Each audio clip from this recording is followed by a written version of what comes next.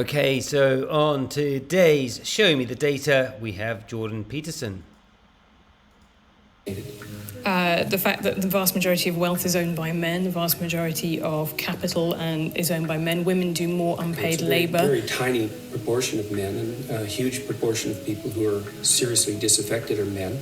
Most people in prison are men. Most people who are on the street are men. Most victims of violent crime are men. Most people who commit suicide are men. Most people who die in wars are men. People who do worse in school are men. It's like, where's the dominance here precisely? What you're doing is you're taking a tiny substrata of hyper-successful men and using that to represent the entire structure of Western society. There's nothing about that that's vaguely appropriate. Well, in what sense?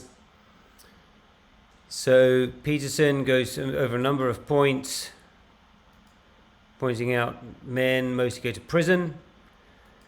Homelessness is greater for men. Victims of violent crime, although this was close. Suicide rates. Death in war, I had to estimate this from various sources. That was difficult to ascertain, but seems very logical.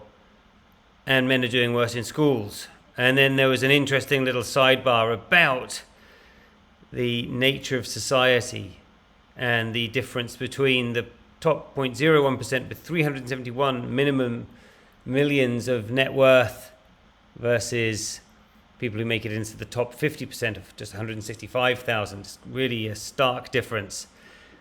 That was Show Me the Data. That was Jordan Peterson. Thanks very much. See you again.